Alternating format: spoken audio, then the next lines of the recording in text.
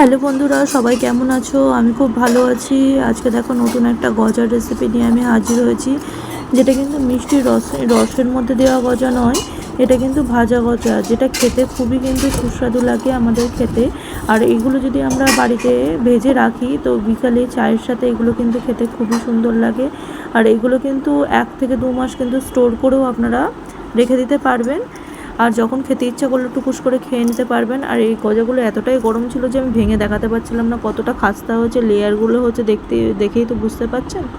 এবার চলে আসি কি করে বানাতে হবে। তো 2 কাপ মতো ময়দা নিয়ে নিয়েছি, ওর মধ্যে সামান্য লবণ দিয়ে দেবো আর একটু জোয়ান হাত দিয়ে ডলে ওর মধ্যে দিয়ে দেবো ফ্লেভারের জন্য, যাতে গন্ধটা খুব ভালো হয়। আর পরিমাণ মতো 3 চামচ মতো তেল দিয়ে নেবো, দিয়ে ভালো করে ময়ামটা দিয়ে নেবো ময়দার সাথে। সুন্দর করে ময়ামটা দেওয়ার পর মাখিয়ে নেবো একটু জল দিয়ে, সামান্য করে জল দিয়ে একটা ডো তৈরি করে নেবো সুন্দর। বেশি নরমও হবে না আবার খুব বেশি শক্ত হবে না, এমন ডো করে নেবো। আর ডলে ডলে খুব মাখবো। আর এই গজা কিন্তু সম্পূর্ণ মানে মাখা রেখে দেওয়ার মানে ময়দাটাকে রেস্টে রেখে দেওয়ার উপর কিন্তু নির্ভরশীল।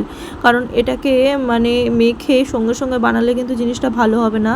আধ ঘন্টা মতো কিন্তু ময়দাটাকে রেস্ট দিতে হবে, তাহলেই কিন্তু গজাটা অনেকটা মচমচে আর সুন্দর হবে। ঢেকে রেখে দিলাম আধ ঘন্টা। এবার আসি আমি একটা ব্যাটার তৈরি করে নেবো। সেটা কি, 2 চামচ মতো কর্নফ্লাওয়ার নিয়েছি, আর এর মধ্যে দিয়ে দেবো সাদা তেল দিয়ে একটা মিশ্রণ তৈরি করে নেবো, যেগুলো আমাদের লেয়ার তৈরিতে কাজে আসবে। তাহলে সুন্দর করে মিশিয়ে নেবো এটা। আর একটু তেল লাগবে মনে হচ্ছে আমাদের, সে তেল পরিমাণ মতো আপনারা দেখলেই বুঝতে পারবেন কতটা কি তেল লাগবে না লাগবে। এরকম সুন্দর একটা মিশ্রণ আমরা তৈরি করে নেব। এগুলো সব রেডি করে রাখবো, ততক্ষণে আমার আধ ঘন্টা মানে হয়ে যাবে।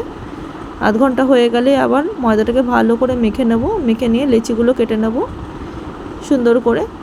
মোট 10টা করেছি, তাহলে 5টা করে লেয়ার হবে। এবার পাতলা পাতলা করে ময়দা দিয়ে যতটা পারবো ততটা পাতলা করে আমরা এগুলোকে বেলে নেব। কারণ এটা হলো বেলা আর করার ওপরে কিন্তু নির্ভরশীল। যদি ঠিকঠাক বেলা না হয় তাহলে কিন্তু জিনিসটা ভালো হবে না। তো ভালো করে ময়দা দিয়ে আমরা কিন্তু সুন্দর করে পাতলা, যতটা পারবো পাতলা করে আমরা বেলে নেব, যতটা পাতলা হবে। এমন পাতলা যেন ছিঁড়ে না যায়, সাবধানে করতে হবে। এরকম আমরা 5টা রুটি কিন্তু বানিয়ে নেব। যতটা লম্বা হয় ততটা লম্বা করব। আপনারা দেখেই বুঝতে পারবেন কতটা পাতলা হবে, আমি দেখেও দিচ্ছি কতটা পাতলা করতে হবে। এক পিঠ থেকে আরেক পিঠ যেন দেখা যায় সেরকম পাতলা করতে হবে। কতটা পাতলা হয়েছে, এরকম টান করে আমরা বারবার বেলে নেব সুন্দর করে। দেখেন কতটা পাতলা, ঠিক আছে, কতটা পাতলা করেছে, একদম পাতলা করে বেলে নিয়েছি। এরকম করে আমরা 5টা কিন্তু লেচি সুন্দর করে রুটি বানিয়ে নেব। রুটি বানানো হয়ে গেলে আমি 2টো রুটি বানানো দেখিয়ে দিয়েছি। এরকম করে পাতলা করে সবগুলো রুটি আগে বানিয়ে নিতে হবে, তারপর আমরা লেয়ারের কাজ করব। সুন্দর করে একই সাইজের বানানোর চেষ্টা করবেন, তাহলে ভালো হবে। লিচিগুলো এক সাইজ হলে আর এক সাইজ হলে ভালো হবে জিনিসটা করতে। দেখুন সুন্দর করে আমাদের বেলা হয়ে গেছে।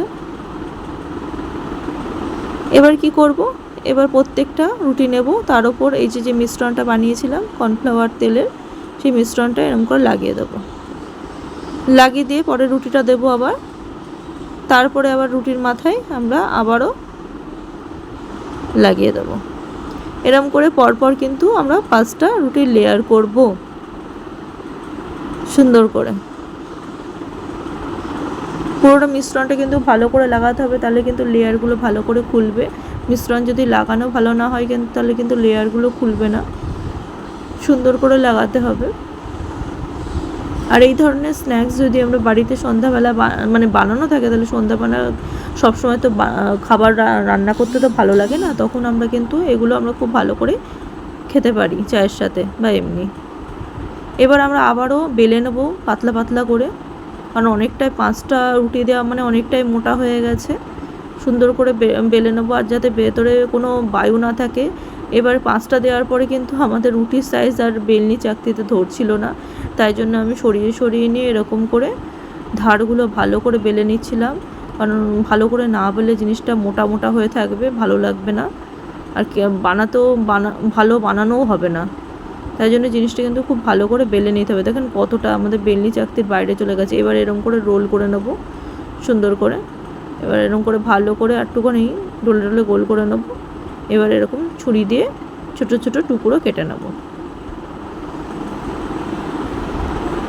টুকরোগুলো কেটে সাইডে রেখে দেবো। দেখতেই পাচ্ছেন কত সুন্দর ভেতরে লেয়ার হয়ে গেছে, দেখেই কিন্তু বুঝতে পাচ্ছেন। বেশি কিন্তু চাপ দেওয়ার দরকার নেই, চাপ দিলে কিন্তু থ্যাবড়া হয়ে যাবে।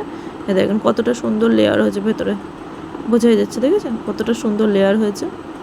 তো এরকম করে আমরা সমস্ত কিছু টুকরোগুলো তুলে নেব, দিয়ে এবার হালকা চাপ দিয়ে বেলে নেবো, বেশি না, হালকা হালকা চাপ দিয়ে বেলে নেবো।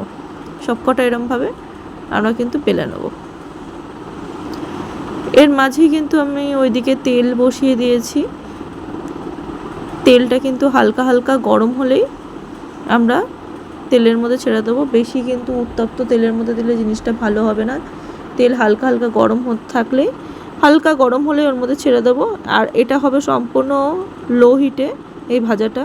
হাই ফ্লেমে করলে কিন্তু পুড়ে যাবে, ভেতরে কাঁচা থাকবে, লেয়ারগুলো সমস্ত পুড়ে যাবে, ভালো হবে না লেয়ারগুলো। দেখেন কি সুন্দর লেয়ারগুলো বেরিয়ে আসবে আমরা তেলে দেওয়ার সঙ্গে সঙ্গে। দেখেন কি সুন্দর লেয়ারগুলো, দেখেছেন ফুলে ফুলে উঠছে লেয়ারগুলো কি সুন্দর। এরকম করে আমরা পুরো ধৈর্য ধরে লো হিটে কিন্তু আস্তে আস্তে জিনিসগুলোকে ভাজবো। ধৈর্য হারালে চলবে না, তাড়াহুড়ো করলেও কিন্তু চলবে না। দেখেন আমাদের কি গোল্ডেন হয়ে গেছে কালারগুলো। গোল্ডেন হলে এবার আস্তে আস্তে কিন্তু আমরা এগুলো তুলে নেব। আর এইগুলো কিন্তু খেতে খুবই সুস্বাদু হয়, এতটাই ক্রাঞ্চি আর মচমচে হয়েছিল যে আপনাদের কি বলবো। আর এগুলো যদি ঘরে থাকে আমাদের কিন্তু সন্ধ্যাবেলা চায়ের সাথে খেতে কিন্তু খুবই ভালো লাগবে। সবসময় তো আর অন্য কিছু বানাতেও আর করতেও তো ইচ্ছা করে না। এগুলো কিছু কিছু স্ন্যাক্স বাড়িতে বানিয়ে রাখলেও আমাদের কিন্তু খুবই ভালো লাগে। এবার কি হয়েছে, আমাদের এই যখন আমি বাটিতে সার্ভ করছিলাম তখন এগুলো এতটাই গরম ছিল যে আমি হাত দিতে পারছিলাম না যে আপনাদের ভেঙে দেখাবো, এতটাই গরম। তাও একটা ভেঙে দেখানোর আমি কিন্তু চেষ্টা করেছি, কিন্তু খুব গরম লেগেছিলো হাতে আমার। দেখেন কতটা পাতলা লেয়ারিং হয়েছে, লেয়ার কিন্তু আপনারা বুঝতেই পাচ্ছেন। তো অবশ্যই বাড়িতে বানাবেন। তাহলে আজকের মতো আসি, টাটা।